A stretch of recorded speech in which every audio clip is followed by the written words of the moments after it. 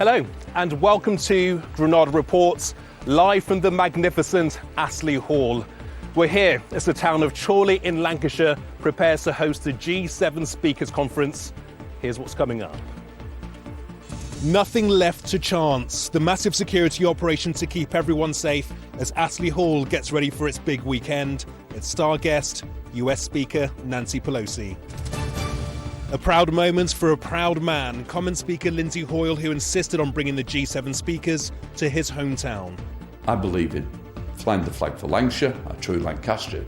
But more important, this is about flying the flag for Chorley, where I've always lived.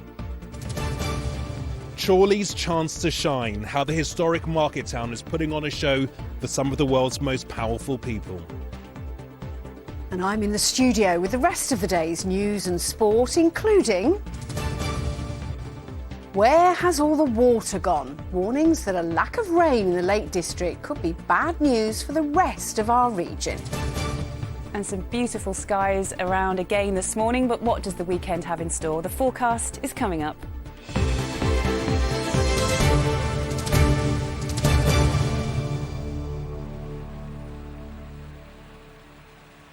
So please do stay with us.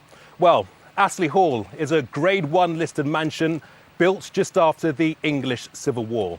It's just a short walk from the town of Chorley, and believe me, in normal times it is well worth a visit.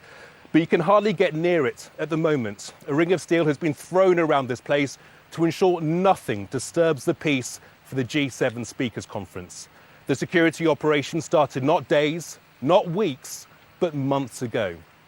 These are the people in charge of the parliament in some of the world's most powerful nations. The box office star, Nancy Pelosi, the Speaker of the US Congress. And it's all happening thanks to the Speaker of our parliament, Sir Lindsay Hoyle, the very proud MP for Chorley. We'll be hearing from him very soon. But first, I was lucky enough to get the chance to have a look around this historic manor house as Astley Hall prepares. A fitting setting for the grandest event. Astley Hall has seen many moments in its 400 years. The G7 Speakers Conference, the biggest of all. From police on the ground to specialists in the water, nothing can go wrong and be left to chance. Okay. The most expensive security operation Chorley's ever seen as the third most powerful American arrives in town.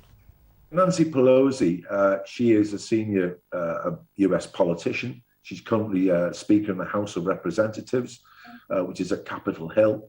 The House of Representatives in UK terms is like the House of Commons. You've got the Senate and the House of Representatives. She's a Democratic politician. She's been in politics for many, many years and a well-respected figure. But we've got to understand that there will be security issues there. So in a few hours' time, speakers from France, Italy and America will join Sir Lindsay to talk politics and the changing direction of the world. It is also an opportunity to celebrate Chorley, placing this town firmly on the map. Politicians will discuss ways to keep colleagues safe while ensuring Parliament stay open. Conversations in rooms that have seen a £1.7 million renovation that fills those involved with pride. I'm thrilled with it, mildly relieved, but nonetheless still thrilled. I'm thrilled with the opportunity because it's probably the greatest change to a Grade 1 listed building for a very long time in the Northwest, which is unusual. It's an unusual opportunity, but here it is. And now the outside looks as nice as the inside. Members of the public are being kept at a distance with discussions held behind closed doors. Short-term inconvenience replaced by long-term gain, with a summit expected to bring millions of pounds to this region. We've got people from France, from Italy, from America and further afield, all coming to a conference to take place in Astley Hall, and the attention that will bring, I think, will make people really sit up, and when they see the beauty of the hall and the park and they hear other people talking about what a special place Chorley is, I think they'll then say, let's go down there and sample it for ourselves. How many portions on there then? So there'll be 8 from them. 8 from each one. Big thick pieces. Yeah, okay. All right, cool. Food is also on the agenda, and for the Michelin star chef charged with delivering a banquet for the finest palates, a chance to showcase the culinary delights of England's Red Rose County.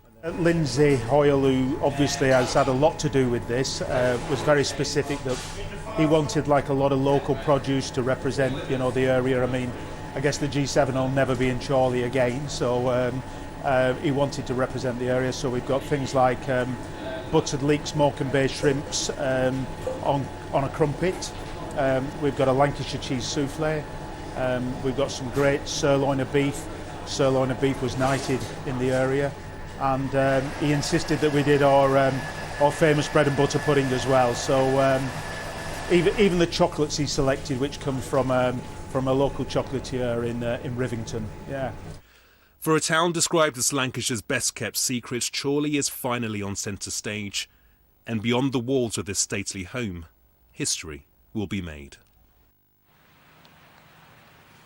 Well, it is fair to say that Sir Lindsay is very excited about this coming weekend. Our political correspondent, Leisha McNally, managed to grab a word with him at Chorley Town Hall. And Leisha, what a moment for Sir Lindsay and, of course, the town of Chorley. That's right, Kamal. I think you'd be hard-pressed to find a prouder man than Sir Lindsay Hoyle this week. He is absolutely buzzing because this is his beloved hometown. He calls it Lancashire's best-kept secret. If that's true, the charms of Chorley aren't going to be secret for much longer, are they? Because with these speakers comes international media attention. And it's a great chance to showcase a part of the Northwest that people often skip over on their way to the better-known attractions of Manchester or Liverpool or the Lake District. These 3 days are a really big deal. And what is going to be happening at this conference? Because this is the G7 speakers, the decision makers. They won't be here, will they? They aren't decision makers, speakers. It is traditionally a politically neutral role, but it does vary a bit from country to country. They can wield a huge amount of soft power, though. They're the presiding officers of their parliaments. They control who speaks and when, and they're the disciplinarians. When he felt that Parliament wasn't being treated right over COVID announcements this summer, we saw Sir Lindsay Hoyle give the Prime Minister a real telling off. Not many politicians can do that. So what the speakers think really matters. They shape the whole culture of parliaments. Parliaments that have seen some real challenges in recent years, including the rise of the terror threat. So, how do you keep politicians safe, and how open should Parliament buildings be? These are the big questions the speakers will try to answer tomorrow. Yeah, it is huge that Nancy Pelosi will be at this summit, but with all due respect to the other guests, we're in danger of this being the Lindsay and Nancy show. Well, we are talking about the host and one of the most powerful women in the world. Nancy Pelosi will be the keynote speaker as they discuss those safety issues tomorrow, sharing her experience of the storming of the US Capitol building earlier this year. And of course, it's actually thanks to Nancy Pelosi that we're here now. It was she who said to Sir Lindsay Hoyle, "I want to come and see your district," as the Americans call it. Well, when he realised that district meant his beloved constituency, he was very, very keen to oblige her. I'm sure he was. Fascinating stuff. OK, Leisha, many thanks indeed. So, to the man at the heart of all of this, the formidable Sir Lindsay Hoyle, the MP for Chorley, and he's been talking all about the Speaker's pride. Sir Lindsay Hoyle works in two very different worlds. The pomp and politics of the Palace of Westminster and getting stuck into constituency life in Chorley. This week, those worlds collide. Off to Lancashire. When he hosts some of the globe's most important politicians here in his hometown. Are you nervous about this weekend? I never really get too nervous. But of course, lots of anticipation. What can go wrong? That's always the big thing, isn't it? The fact is, I put a lot of confidence in the people around me. I know they will deliver it well. So the only mistake will be me. So hopefully I'm going to get it right as well. This is about flying the flag for Chorley, where I've always lived, where I was born and brought up, you know. And it is about putting Chorley on the map. What Boris did for Cornwall, I want to do for Chorley. This is a major moment on the international stage. Was there pressure to host it in Westminster? Always, because that's always the easiest option, isn't it? Very easy for the Foreign Office. Oh, don't worry, we'll just pop this in London. And don't worry, we've got the House of Commons and we've got all the hotels in London. We can make this happen. In fairness to the other speakers, they said, we all go to London. We all know London. We want to get out of London. We want to know more about the United Kingdom. So what other surprises are in store for the speakers? Here's the real secret. They're all going to get a Warrington Wolves rugby league top. It's got the name on the back, so it will say Pelosi 7, Hoyle 7. And it's the American Speaker, Nancy Pelosi, who's bound to be a key player in these talks. Obviously, the USA's conduct in Afghanistan has had a lot of headlines recently. Could there be an awkward conversation there? I never think conversations are awkward. I think it's awkward if you don't have the conversations. I think it is about talking through what's happening within the world. This is number 3 in American politics. She is the big player. She is the big beast. Yeah, of course we're going to talk. Of course we're going to have a chat. And there are thorny issues. Well, if you don't discuss them, nothing ever changes. And change is the driving force this weekend, as speakers discuss how to keep Parliament safe but open in a world where terror is an ever-present threat. We shall now observe a minute's silence. I was in the chair on the day the attack took place. I never ever want to go through that moment again. We tragically lost our village Bobby. When somebody's dying in the cobbles of Parliament, it becomes a reality. The threats on social media really do worry me.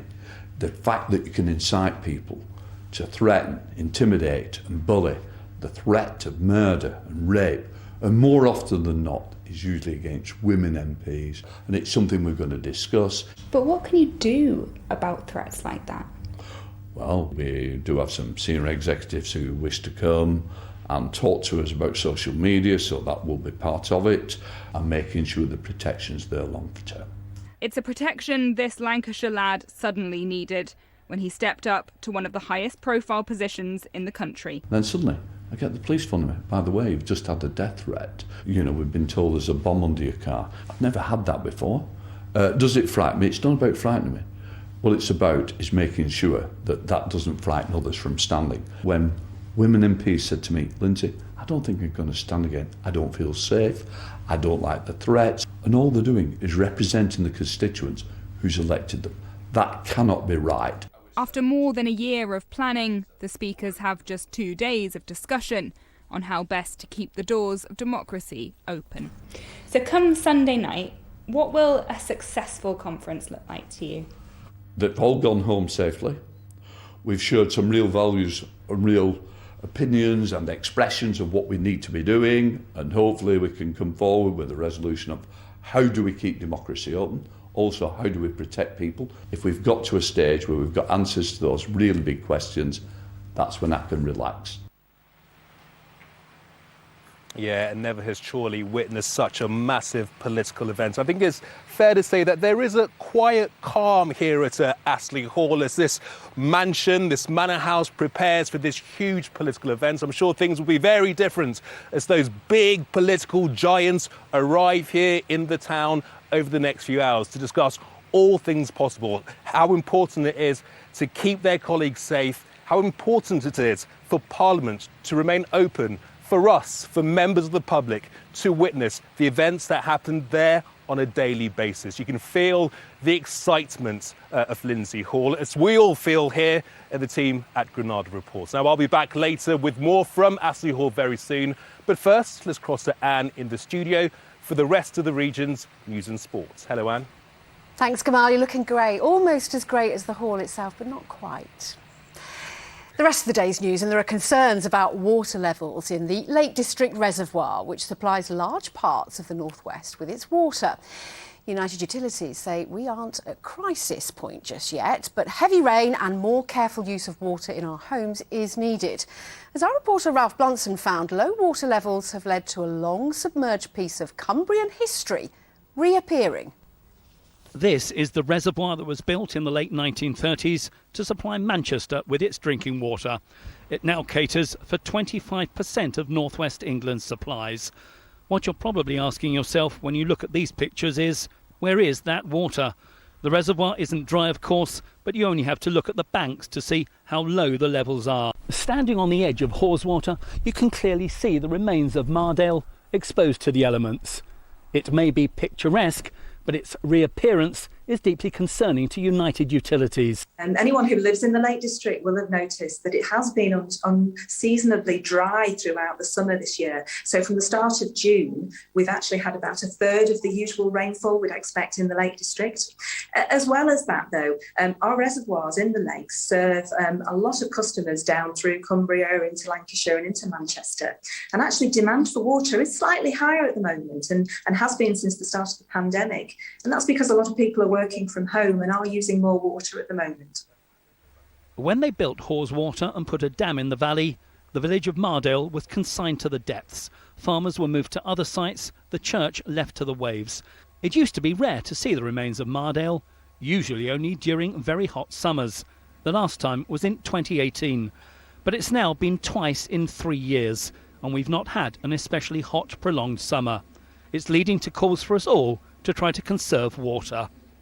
We are hoping for some rain to come soon, and that will refill our reservoirs. But in the meantime, people can all play their part to use water wisely. Ralph Blunsom, ITV News, Haweswater. A 16-year-old boy has been charged with the murder of a teenager who was stabbed to death in Manchester. Romero West, who was also 16, died in hospital last Thursday after being found on a street in Old Trafford with stab wounds. A boy, who we can't name because of his age, appeared in court today. 250 jobs have been secured at the British Aerospace submarine shipyard in Barrow-in-Furness. The high-tech jobs are involved in the development of the next generation of nuclear-powered submarines for the Royal Navy. The government is putting £170 million into the design phase for the replacement of the Astute-class nuclear sub. Meanwhile, it's feared the north of England is experiencing a brain drain of university graduates as many move to cities like London to improve their career prospects. Researchers from the Institute for Fiscal Studies say geographical inequalities are being worsened by graduates moving from more deprived areas to more rewarding jobs in the south. Now, there are 99 days until Christmas, and there's some good news about Manchester's Christmas markets. The traditional stalls will be returning this year after the pandemic forced last year's event to be cancelled. The markets will run from the 12th of November to the 22nd of December on 6 sites around Manchester city centre. The council say some COVID measures will be in place. Just time to remind you about some must-watch weekend TV. All Around Britain is back on Sunday morning, taking you to all parts of the land in search of beauty spots and great stories. This time, Alex and Ria will be exploring castles, carnivals, cathedrals and more. So that's All Around Britain, Sunday morning at 5 to 12. And stay tuned to ITV News for some drastic changes to the rules on overseas travel, with the traffic light system being scrapped. That's coming up right after us. That's all from me, though. I'll be back with an update later tonight after news at 10. Now I'll hand you back to Gamal in Chorley. And many thanks indeed. Well, if you're just switching on, we are at Astley Hall this evening, just a stone's throw from Chorley town centre. And we're here because this weekend, this mansion behind me is hosting the G7 Speakers Conference, the people in charge of some of the most powerful parliaments in the world. As we said, this is a hugely proud moment for the Speaker of the House of Commons, Sir Lindsay Hoyle, the MP for Chorley. But this is also a proud moment for Chorley itself. As our reporter, Andrew Fletcher, explains, it's very much a time to shine. At the Droit Soap Factory in Chorley, they're working hard to ensure the town's international visitors leave with fragrant memories. They've been making soap the traditional way here since 1938. These G7 glycerine bars, imprinted with the Speaker's symbol, the portcullis and mace, will be among his gifts to his guests. It's a great honour to be asked to supply soap to the Speakers' Conference. We have known the Speaker for some time. He's been our MP for years, and he's been to the factory occasionally. The opportunity to supply soap to such a major international event is very exciting. Sir Lindsay's also keen to show off the local cuisine, Lancashire cheese, Morecambe Bay shrimps and Chorley cakes. They're lovely and tasty, and Lancashire cheese goes well with them. Definitely must while they're here.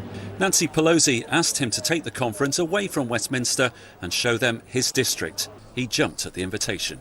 Well, this is what getting out of London means to these politicians from the world's richest nations, who will this weekend be getting a taste of a Lancashire market town, which Sir Lindsay insists deserves its place in the international spotlight. And Lancashire's High Sheriff, whose grocery business has long had a base in Chorley, thinks it's a chance for the whole region to shine. Well, I think it puts a spotlight on the town, and of course what we hope is that these various speakers will go back to their countries and say, look, you know, the north of England, Chorley, is quite a special place to be. Because when you consider Chorley as, for example, almost a gateway to Lancashire and Cumbria, you know, there's a lot going on up here. In the town centre, the bunting is out to welcome the G7 speakers. At this youth centre, they've painted a mural, hoping the speakers will be raising the issue of young people's mental health in their parliaments. Knowing that they're speaking about the whole world here in Chorley, it's amazing, really. And I think it is needed for them to address the problems that are going on in the world. We've added welcoming all the different languages represented here in Chorley this weekend. We have got a debate going on at the moment. Do we add the traditional "Hey up, Chorley welcome" to our window? Of course, with the conference taking place behind closed doors, the most Chorleyites will see of it may be road closures and armed officers. The commander of the police security operation hopes they'll be understanding. Yeah, it's one of the largest security operations we've run for a while. One of the things that we've historically been able to do are the party conferences at Blackpool. So we're not totally unfamiliar with large-scale security operations, but it's been an interesting new challenge and one that we've not had to do for quite a while. And what's your message to the people of Chorley who might notice an increased police presence on the streets this weekend? Yeah, don't be alarmed by the police presence. It's all routine for a big event of this style with a lot of VIP guests from all over the world. So please don't be deterred by it. We are hoping to support the carnival atmosphere of the whole event.